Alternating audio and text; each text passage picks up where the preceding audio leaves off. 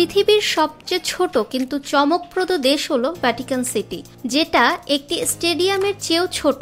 ইতালির রোম শহরের ভিতরে অবস্থিত এই দেশটির আয়তন মাত্র 0.44 বর্গ কিলোমিটার। এর জনসংখ্যা মাত্র 800 জন। কিন্তু এই ছোট দেশেই থাকেন বিশ্বব্যাপী কোটি কোটি খ্রিস্টান ধর্মাবলম্বীর আস্থা ও বিশ্বাসের প্রতীক পোপ। এই ভ্যাটিকান সিটি হলো রোমান ক্যাথলিক চার্চ এর কেন্দ্রবিন্দু, আর এখানেই রয়েছে সেই বিখ্যাত সেন্ট পিটার্স, বিশ্বের সবচেয়ে বড় গির্জাগুলোর একটি। এই দেশে কোনো বিমানবন্দর নেই, আর সবচেয়ে আজব ব্যাপার, কেউ যদি এখানে জন্মায়ও তাতে তার নাগরিকত্ব মেলে না।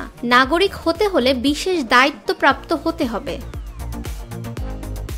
আশ্চর্য হলেও সত্যি, এই ছোট্ট দেশটি বিশ্বের অন্যতম ধনী দেশগুলোর একটি। তাদের আয় আসে মূলত পর্যটন, ডাক টিকিট, শিল্পকর্ম বিক্রি ও দান থেকে।